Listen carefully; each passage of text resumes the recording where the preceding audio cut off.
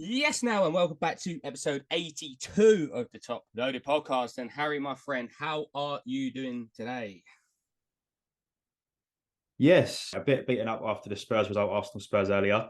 Probably nearly had two cardiac arrests, but I'm all right. I've made it through the day. Yeah, gutted about the result, really. I think we pretty could sit and discuss the outcome of the game for the whole of the podcast. But as I said, we're not going to do that because this is a hobby podcast. But yeah, I'm not doing too badly. Thank you, mate. How are you? Yeah, I'm very surprised my voice held up quite well. I'm about to say your voice is still going, which is a good sign. Yeah, I kind of took it easy for the last 30 minutes. Otherwise, it was looking a bit ropey at one point. I was going to probably Yeah. I was going to sound a bit ropey, but now it's all good. So we can still talk about the lovely hobby thing. But even though it's very tempting to talk a lot about football and fantasy and everything like that, which we might start doing a bit more going forward, or even maybe do some I've had special. a blinding week on FPL though. I Yeah, that's can't why we lie. don't I've had really a want to talk. blinding week. That's why we're not going to talk about it this week. So we will bring you a FPL update once H has a bad weekend again. But obviously we're Again. going to actually talk about a set that was released. Oh my god! Yes, stop the front pages. Tops have released a set. Pretty much going to be one of the last ones for quite a while. Finest is obviously one of them sets that is very much looked forward to by a lot of people in the community. Have some very nice designs within it. I think the one that most people always recognise when it comes down to Top's Finest is obviously the Priced Footballers, which is always a very nice collection. Obviously, heavily focused on Champions League. Obviously, it's UCC, but mainly focused on Champions League. And there's some really nice design cards in there.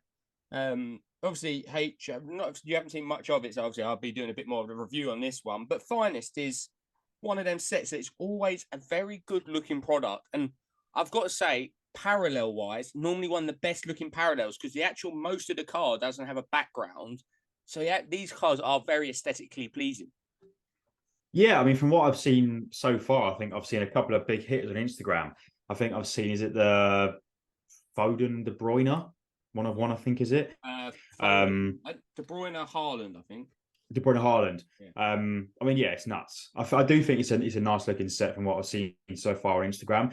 I said for some reason I didn't think Arsenal were in it, so I've not really delved too much into the set itself until I literally asked you about 10 minutes ago. Are Arsenal in it? And you were like, yeah, and I was like, oh wow, I had no idea. Yeah, the bank Um, account's liking you not knowing that. Yeah, but I say he's probably congratulating me and hating you right now. But yes, I mean, if I've not actually looked too much into it because I didn't realize Arsenal were in there. So, I say from what I've seen so far, it does look really nice. So I tend to see most of the break updates from numerous breakers when they pulled a big card as to some of the card designs. But from what I've seen so far, it does look really nice. And as you said, obviously, most people will look out for the Prized Footballers insert in the set, which I know over the years we have seen some very much some big hitters. When Haaland was at Salzburg, Mbappe, Messi, etc. From a few years back. So yeah, I think from what I've seen so far, it looks really nice. Yeah. So the parallels are usually really nice. Sorry, were you going to say something? No, yeah, I was just going to say, I think that's one thing that we always take from Finest is the parallels themselves. They just look brilliant. Obviously, a lot of people, especially after the Nationals, we were seeing a lot of Bundesliga Finest floating about because that was on. It's just, I should have I have actually got one right next to me, which is I would say I planned this. Did not plan it one bit. I just looked around and I see I had a Finest card sitting there. So with the Finest, I'll show it on camera now. It's a very nice parallel that whereas a Chrome has the backdrop, they have the stadium in the background of other players. With Finest, because it's a cropped out background, it's more focused on the design and the actual parallel. And I think that's what works really well with it. And I think we've seen that a lot in the past. And obviously, I know you just touched on Price Footballers there. Obviously, funny enough, with Martin, he was obviously a big collector, but it's a very good looking set, Finest. There's some of the nice designs. And I think there's one insert in particular this year that's really taken my fancy. I just really like the look of it. It's called The Man. And there's a Ronaldinho, obviously, for Barcelona. And it's a very good looking card. There's parallels of it. So I probably will end up picking up a parallel. Just I think it's going to look great PSA'd. But more importantly, it's interesting. I want to get your perspective on this because I think this is quite a good talking point of they have brought Ronaldo card for Sporting Lisbon in the set. Obviously, a picture of him when he was obviously young, when he was first out there. How do you feel about them using players' imagery? I know obviously we see it as legends, but with Ronaldo's, obviously there's not much Sporting Lisbon stuff out there. Mainly people have got his rookie card or his rookie sticker. But do you like it now that they're using a lot more imagery from him at Sporting Lisbon, or do you prefer it with more Real Madrid items, what we're seeing like in Stadium Club Chrome, for example? I do think it's nice to see a variety because, predominantly you'll see Messi in Barcelona or Messi in PSG and so Ronaldo in Real Madrid. So to almost have a bit like a throwback as such, where you've got Ronaldo in his Lisbon days, it brings a different edge to it because one, you're getting a different image choice rather than having the same images being reused, which I think we do bang on about a lot in terms of Topps and Panini reusing the same images over and over again. And it's like, it just becomes a bit repetitive. So to almost have a completely fresh design on it and have these essentially like a retro style card where you've got Ronaldo in his early days at Lisbon, I do think it's pretty cool, and it opens up that essentially that Lisbon, that Ronaldo collectors have a different aspect of his cards where you've got those cards back when he's at Lisbon, which I think is really cool. The same way, I think it was similar to like the Lost Rookies. I think Topps wrote a Lost Rookie set. I think it was on the Topps website. I think similar to the Living set.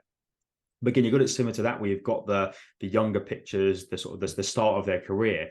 I think it needs to be done in moderation. So we don't need a whole set based on that, or a whole product brought out from it. But to have these little snippets here and there, like with Ronaldinho and stuff as well, to have that sort of the early days of their career, it's another aspect to bring out where it's a bit different, rather than using the same Ronaldo images of him at Madrid, and same with Messi at Barcelona. It brings that start their pre-height of their career, where people, so these Portuguese collectors can now be like, oh cool, there's now more Ronaldo cards out where he's been at Lisbon, rather than the very few minority. But you still need to get to a point where it then mitigates his actual true rookie cards and stickers that people go, oh, there's one back in Lisbon again now. So, but I do think it's a cool idea. I think it does work really well, but I think just in moderation. Yeah, and obviously this finest is really closing the year now. Obviously, it's last season, even though we're this season, this is last season's UEFA Club competitions products. And like just having a quick look over it, it's quite an intriguing year, I would have said, for Chrome, Sapphire, Finest, and all the other sets that went with it. That very hit and miss, it seems. Like Chrome didn't do as well. Obviously, the printing on every single product is gone up. From if you're looking at over year perspective, so obviously this is a 22-23 season campaign. Obviously now we're moving into 2023-2024, which started last week with UEFA competitions. How do you think it went for Topps products last year? Because we always look forward to see what's coming next. And now, obviously, realistically, we're now looking forward to the new items, obviously different teams, Newcastle being in UEFA Club competitions, but then even having Villa and Brighton as well in last year on the whole. How did you find it? Do you think it was a good year for Topps? Obviously, we always talk about Topps v Panini, but it's very different. I personally think Topps still had a better year than Panini, but how did you find it? Overall releases, what they come out with? Do you think it went down well, or obviously there's always going to be room for improvement? But how did you find it? So, as in last year, or just the latter of this year? So, the whole overall year, if we go for. Yeah, I do think Topps had a better year than Panini. I still think Panini obviously have the big hitters with your Immaculate and your Impeccable. But the main, obviously, and Prism for that matter. But I think the main bulk of it, Topps probably did have a better year all in all. They brought out some big releases, and we've seen a lot of those being accessible within game. I know I sound like a broken record half the time, and I keep saying this, but it just makes it more accessible. And I said you've seen a lot of that popularity come from these sets that we can now open up ourselves within the UK. So I do think Topps definitely did have a better year, and there was a lot of successful releases. It's difficult though, because you look at those Panini releases in Prism, Immaculate, and Impeccable, and think they are probably three of the biggest releases you have throughout the year. But you take in consideration Topps Chrome, Stadium Club Chrome, you add all of that up, and you think actually Panini probably have those three big releases, but otherwise Topps really do still generally run the market in terms of their popularity. So I would argue that they've had probably the most successful year. Obviously, Arsenal back off the sets, which obviously is a bonus for us. But I would generally say Topps have had the better year in terms of the releases, and they have had a lot of successful releases. Yeah, I think like obviously we're always good to praise people, but obviously I think one of their products that they did release that went down like a lead balloon, in my opinion, was Sapphire. I think the hype around, I know it got released a bit later, but it was not the nicest looking cards, I don't think. Obviously, because Chrome and Sapphire follow on from each other, I don't think Sapphire went down that well this year. But then, as we said, if you look at Panini, I would as well, even though obviously all the big boy releases, I think Select as well was another fantastic release for Yeah. Panini. So, like I say, it's going to be quite intriguing as we kind of look back on the last year. There were some really good sets. There's some really nice cards brought out. But obviously now it's a bit of a changing of the guard, so to speak, of now we're moving into this 2023-2024 product era of no Messi in, well, obviously they're going to do throwback cards and they're not going to not have Ronaldo and Messi in sets, but there's not going to be an active Messi card, obviously now moved to in Miami. So you're seeing more in the MLS finest and some of the other MLS sets, and obviously CR7's now in Saudi. So, but lights of Karim Benzema, for example, Riyad Mahrez and N'Golo Kante, Neymar, another big one. All these players and all of these players now have moved out of the European competitions outside of Topps' constituent. Like they will, obviously they have Euro rights. So some of these players will be playing in the Euros, you'll see cards and potentially throwback cards. But it's a big change this next year because you're going to see now, likes of obviously Jude Bellingham stuff at Real Madrid for the first time. You're going to see a lot more players who are transferred or up and coming. Look at the roster at PSG, for example, of Gonzalo Ramos, Kylian Mbappe, Ousmane Dembele, Randall Kolo Muani. And then there's new chases appearing, Kane at Bayern Munich, for example. So this up and coming year is going to be quite an interesting one of, do they, obviously legends have come into it a lot more fruition into sets. We're seeing it in most sets now. They're having legends / throwback cards, which is great. But are they going to keep beating the bush of having these in every set? Because it's quite a big year, HL. This is now a bit of a turning of the guard. The younger era is really starting to emerge now. And sadly, a lot of the older players have moved out of European leagues or potentially not in European competition. So it's going to be very interesting this next year for Topps because it's a very different checklist than what it has been of all, like since the release of the first Chrome. Yeah, for sure. I think, for you to put it into perspective and think that, you're going to have Villa, Brighton, like all of these teams now having these cards in these top sets is baffling. Matoma's now going to have more cards as a fine example because I think he's got very few out there at the moment. So yeah, it's going to be interesting. A lot of the big hitters are now not going to be in these big sets. So how do they still keep these sets interesting where people aren't, people are still inevitably going to hunt your Haalands and your bigger players, your Foden, Saka's, Bellingham's, etc. But to take away Messi and Ronaldo as two massive players, Benzema arguably up there as well, how are they going to still keep these sets popular? And they're going to be popular regardless, but to take out these massive names within these sets is going to be interesting to see how it plans out. But on the flip side, you are going to now incorporate a lot of other collectors, like your Villa collectors, like your Brighton collectors, like these Newcastle Geordies, where you're going to start having these players now, Bruno Guimaraes, Tonali, they're going to have these cards in these top sets. So it's going to be weird, I think, to see an Everton spot fly. And Everton, they're definitely not in Europe. A Villa spot or a Brighton spot flying out in these sets. So I do think it'd be good. I think it's enough variety, but it's just trying to keep the interest there. Now you've got Messi, Ronaldo out of these sets. Arguably MLS finance will probably be quite popular now with Messi being a big chase in that. But yeah, it's definitely gonna be interesting. They've got a lot of youngsters, a lot of rookies now coming in there in these teams that are now coming up, and I do think it'd be good. I think it'd be interesting, something different, something new. But yeah, it'd definitely be a strange upcoming year, not really having Messi or Ronaldo in any sets, and arguably the same as Benzema and Mahrez and Mane to name a few that aren't going to be in these big sets anymore. Yeah, obviously it's a great point, and like we say, it's going to be very intriguing to watch over the next year.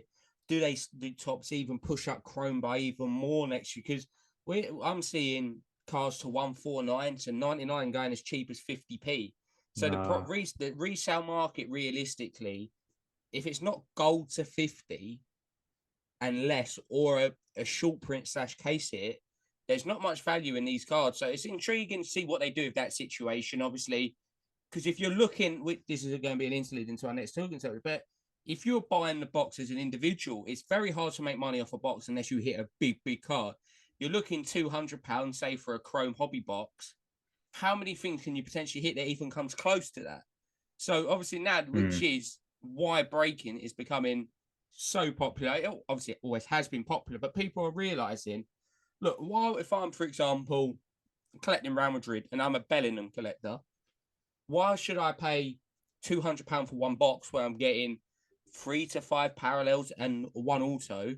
Or I could buy into a case break, which is normally 12 boxes or 12 to 18, depending on what version of the Chrome it is. I could then buy, say, Bellingham for 100 or 150. So it's cheaper than one box. So do you feel like now, I know we referred it to last week, and we had some very good comments on YouTube about it, that obviously UK is getting smarter and people are realizing to buy into their spots, because if you hit something, it's for your PC. If you don't hit nothing, you're not getting stuck with players from teams that don't really sell well. So obviously breaking now is a very different landscape to what it was 6 months ago. Now you're looking at really 2 or 3 big dogs, and then how the scene's going at the moment. Sadly, a lot of we've referred to last week about a lot of the more day-to-day breakers who are doing it for a bit on the side for the enjoyment and not really being able to make the money. They're making losses, so they're not really doing it now. So now it's 2 major people in the scene. Obviously, our good friends Trade We have partnered up with TFF, which which we've seen with a few other breakers, and then there's another breaker doing exactly the same thing. So it's quite intriguing to see what the landscape's going to be for this next lot of product, because it's kind of a monopoly system being placed on it that we're getting big companies come through. So how are you seeing breaking at the moment? I know obviously you bought into one break, which was with TFF for the Stadium Club Chrome release, but it's a very different landscape. Obviously, Whatnot's not really working anymore, so it's a lot more private stuff. So are you going to be one of them people that, if you really like a product like Stadium Club Chrome, go for the case break option rather than waste the money on the boxes yourself now? 100%. I think that's what I was really deliberating. I think with the women's Chrome blasters, I went and bought a blaster from Game. I think were 24.99. I think they were. And again, you broke that down. I mean, I got a Beth Mead, I got a Lucy Bronze, both numbered, and I got a Kira Walsh, I think the Aqua Prism, that were the blasters exclusive. Now, realistically, you sell those 3, you might make maybe what? Hazarding a guess on eBay, £10-15. The base card's cool. You're making a loss on that box, give or take. Whereas that was just as an example, but with Stadium Club Chrome, I was like, do I buy one of these mega boxes from Game? I think they were like, what, 39? I think they were. But I'm going to end up with these other parallels that I don't want. So why I was better off investing my money in buying Arsenal in a case 12-box case break that I did with TFF for more or less the same price.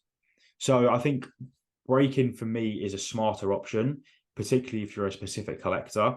I completely get fun rips, personal rips, it's a bit of fun sometimes, but the logistical side of things and the smarter aspect of it is, if you're collecting a certain player or team, Arsenal in our case, you're better off and you're wiser to put that money you were going to buy into a box into a break for the Arsenal spot, because then you're only getting Arsenal cards.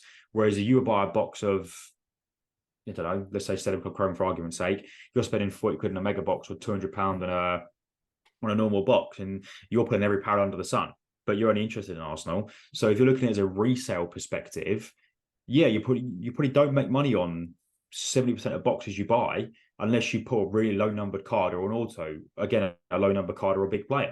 The chances of that are, as you know, relatively slim. So in terms of a resale perspective, you buy a box, yeah, but you've got to have a lot of money to invest in the boxes to make a return on these boxes. A collector, the breaking is the obvious option, because you're buying a specific spot for a specific team or player. Therefore, you're getting what you want. And as I said, breaking, you could argue it's pretty much a gamble, because you are gambling. You're putting money into something you're not guaranteed a return on. But yeah, for me, it would make more sense to me to buy into a case break for Arsenal than it would me to buy a box outright and not be guaranteed any Arsenal players nor parallels. So yeah, I think it's going to be interesting going forward. I do think breaking is becoming a lot more popular. Like you said, you've got a couple of the front runners that obviously are taking over quite heavily on the breaking scene. But the amount of breaks that are going on, you can't argue with it. You're having 6-7 breaks a night happening on certain streams, and it's good. The hobby is is still very populated around breaking, and it always will be. It's what brings the hobby together effectively is the breaking aspect of things, new products and stuff. So I do think breaking will carry on the way it is. I do think there's a consistency across it as to how popular it is and the income it's getting. So it's just, we said, how smart people want to play it, whether people just want to do personal rips and, you're not guaranteed a return on it, or if you are buying into these case breaks where theoretically it makes more sense to invest your money into these case breaks for certain players or teams to get effectively what you want out of it. No, I think it's great. And I think going forward is going to be a lot more popular, having competition for the spots that you want. And like you say, when you're opening a box and say, for example, you are a Real Madrid collector, you don't want to put a Barcelona card, or there's a lot of rivalries. Obviously, if you're a Man U fan, you don't want to put a Man City card. So when you're in the break, and I'm sure everyone would agree, the dopamine rush of when you hit a big card as well, if you're lucky enough in a break, it's a very good feeling. So obviously, like, breaking's always going to be an intriguing one. We're going to monitor it a lot. Obviously, until the next lot of releases come out, it'll be very hard to talk about. But moving on to another topic, and obviously, before we get into this last topic, obviously, a good friend of the Top Loaded podcast and also been on here as a guest before, obviously, Big H. Obviously, everyone knows him for his Trading Co. company, which was a supply in the hobby for a couple of years. Obviously, since our last recording, it's actually come out that he's ceasing trading and moving on to other adventures. But we'd like to say, obviously, I don't know if he's listening to this or not, but we'd like to say thank you for everything that he's given to the hobby. I remember first being in contact with him over on Instagram during the pandemic when it was near enough impossible to get supplies. And I feel like near enough every single person out there, near enough, has had a piece of equipment, or even if you didn't realize that one of your cards has gone into a top loader, a sleeve, a mag, a semi-rigid, or whatever it was that he imported into the country, and has done a really good job for the UK. And like we say, we wish him all the best for his future endeavours, and we'll hopefully try and get him on as well soon, obviously, to talk about the hobby and just see everything, how it went for him. But obviously, H, I know you want to say something as well, but it's a loss for the hobby, but hopefully he does stick around, because I know he does love collecting his Brighton and F1 stuff. Yeah, definitely. I think, it is a massive loss, and he'll leave a massive gap within the hobby in terms of everything he did for everyone. I remember back in, when we first started, the amount of deals me and him did for Arsenal cards he supplied from wherever he supplied them from. And I always get deliveries of mags, stands, top loaders, everything you can possibly think of, Big Edge will be able to supply you with. So it definitely is a real, it was a real sad post to read and to understand, obviously. And it will leave a massive gap in the hobby. But so, as you said, we wish him all the best, and I'm sure we will get him on at some point to have a chat about it. And as you said, I'm sure we'll still see him around at some card shows. He's still going to be collecting. I'm sure he's still got his massive Brighton display up in his office. So no doubt we'll still be seeing him around at card shows. But it is a massive loss, and I think everyone can probably agree with me in this sense that we are forever grateful and we're massively thankful for everything he did for the hobby. The constant supply he had for everybody and how quickly he supplied everything for everybody as well. So I guess from me and Ronnie, Big H, if you are listening, thank you ever so much for everything you did for the hobby. If there's anything we can do, obviously, please do let us know. But it's really gutting to hear, but we wish him all the best, and yeah, it's a shame. It might have been 80 episodes ago, but he was actually the first ever guest appearance as well. So yeah, we'll definitely reach out and try, and at least if it's just something that if he wants to get put out there, obviously he's put his story out, but we obviously will reach out to him, try and get him on, or even just for a comment. But obviously moving on to the last aspect, and a bit more of a quick one, and we're just going to do a quick update on regarding our adventures into the hobby recently, how we're finding the hobby. Obviously last week we talked in depth about the market and everything like that, but just seeing how we're getting on, because obviously it's very weird stage. Everyone's getting off their summer holidays, so all the holidays are paid for. Everyone was probably a bit short on cash because they've been drinking a bit too much in the nice weather until last week. He absolutely caned it down and absolutely drenched me, leaving the Arsenal game from PSV. But H, in terms of obviously releases, I know obviously we was talking about last week about listening up stuff on eBay. So how's it for you recently, the hobby? Obviously going through a bit of a changing stage, I'd say, for you in the hobby. I think everyone goes through it in terms of working out what to keep, what to sell, how you want to move forward in the hobby. So have you come to any idea potentially on stuff you might want to move into collecting or anything in particular like that? Because I feel like everyone goes through this stage. Some people go through it 3, 4, 5, 6 times a year. So how are you finding it recently, the hobby? And also for people who might actually be intrigued, how was it the eBay sale in the end? Because as we spoke about it, you just listed stuff up and you was wondering how it was going to go. Yeah, I think, I'd gone for a bit of a mare last week. I was like, you know what, I'm just sat I dusted all my shelf out and relayed everything out, and I was like, I've got so many cards sat next to my cabinet in my card case. And I was like, you know what? I'm just like listing some stuff up, and obviously, I know we touched on it last week, but I managed to. I've sort of not necessarily fading out of it, but I'm leaning more towards Gunther Steiner and coming away from Gasly. Nothing potentially like there's no outstanding reasons to why that is, but also I wanted to invest a lot more in Gunther Steiner. So I did manage to sell off a couple of my Gasly sit poses from 2020 to Harry, obviously fan of the London Card Show. So it's a nice little nearby deal that is still staying within close vicinity to me if I ever want to buy them back. But yeah, the eBay sales are going well. I listed, I think, 20 odd things up on my eBay on Friday night, I think it was, all at 99p start bid, no reserve. So I was like, you know what? Let's just see. And I'll tell you what, the response I've had on that compared to the buy it nows has been ridiculous. I'm getting like 40, 50 views per listing on a 99p start bid, which I guess is inevitable because people are going to watch it and wait for it to run out and then see what it's going to end on. But whether putting stuff on a bid with a reserve price, if you're obviously worried about it, is potentially the way forward. Because I know, especially for my buy it now price, I had two cards. I had the Tierney Peacock PSA 10 and the Smith Rowe Reds Pulsar from Obsidian PSA 8, both on bins, and neither of them got any interest whatsoever to change it to bids.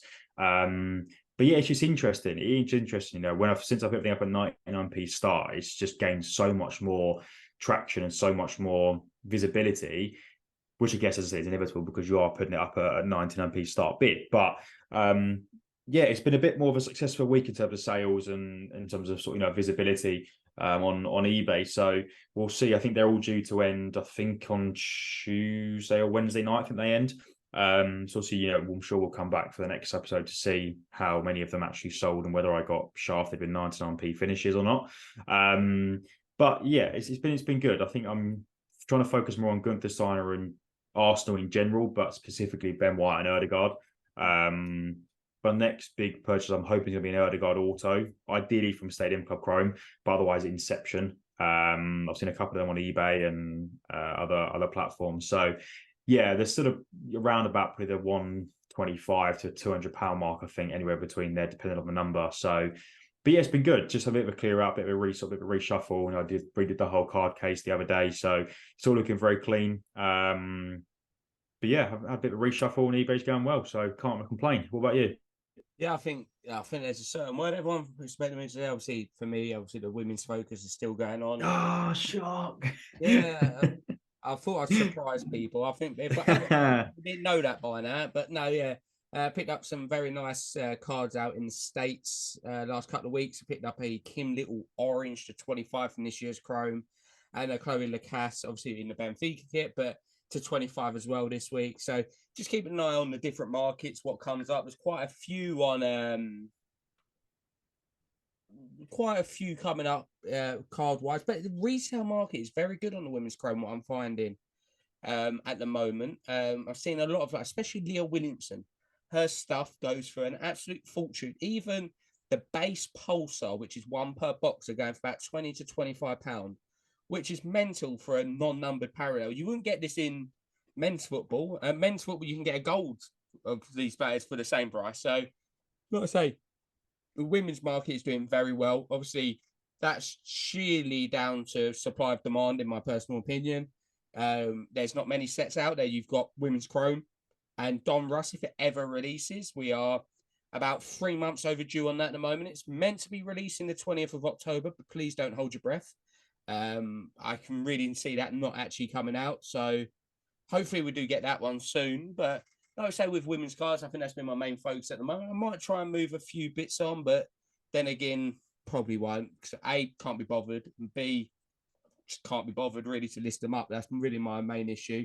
But probably want to get some stuff graded. But I'm thinking about doing a personal sub probably beginning of next year, first quarter of next year. Do a nice women's sub off to PSA. I think maybe doing about 40 to 50 cards and get that sent over, especially the first year Chrome deserves to be slabbed up. So, yeah, quite an interesting period at the moment, just trying to find some good deals here and there and in between everything. So, yeah, it's obviously quite intriguing. Obviously, we're going to try the best to try and get some few guests on what we're working on. But like to say, obviously, as of recording this is Sunday, but on release Tuesday. For anyone who's thinking about going to Southampton Car Show, there's still tickets available. Obviously, head over to Southampton Car Show on Instagram. There's a link in the bio to tickets. Obviously, if you are going, have a very good time. Enjoy trade night as well. Obviously, there might be a few travel disruptions, but obviously do check before you travel, because I think as it stands, as of recording, there is a train strike, which is hopefully going to be called off to make it life easier for everyone. But do enjoy that. It seems like it's the beginning of car show season a bit now. So by the time you know it, they'll all be rolling back through, and we'll be getting a certain guest back on in about 6 weeks' time. Obviously, to talk about, obviously, quite an intriguing period in the hobby, getting a bit quieter, but seems like a lot of people picking up items for their PC, which is always great. So, H, I don't know if you've got any closing words for obviously episode 82. I mean, if anyone wants to buy anything on my eBay, please feel free. I currently have This part is brought to you by HG everything that is on eBay is all here, all ready to go. So, but no, I said it, another good episode. A lot to talk about. We're probably in the quietest bit of the hobby we've been in for a little while now. So, yeah, if anyone's got any talking points they want us to discuss for next week, or any comments about Topps Finest, or anything they want to discuss within the hobby, obviously feel free to drop a comment on YouTube or Instagram, or DM us, so we can get some input out. Or if anyone's seen any, I can't get my words out tonight, Pacific and specific. If anyone wants to see any specific guests come on, give us any suggestions, and we can do our very best to get them on. But otherwise, yeah, that's probably it for me, I think, Ron. Yeah, like I say, obviously, if you are listening along on YouTube, do please, you're getting me carried up in my words now. I'm about to say, yeah. Please do drop a like underneath. It does help us massively in pushing out to a lot more viewers. But then also, if you are listening along on Spotify, please drop a 5 stars. But like I say, thank you so much, yet again, for the continued support. And like we say, it might be a bit quieter period at the moment, but we're still churning along. And as we say, and as Harry said, please do drop it down below if you want to see anyone in particular, or any talking points, or even questions for us. Please drop it down on the YouTube, Spotify. There will be a comment section on this one. And then also, obviously, Instagram DMs are always open at the Top Load Podcast, or even our personal ones at RP Trading Cards, obviously HJA Cards UK. But obviously, from us, thank you ever so much for the continued support. Hope everyone out there is buying, selling, trading, and all that good jazz. But most importantly, happy hobbying and good night.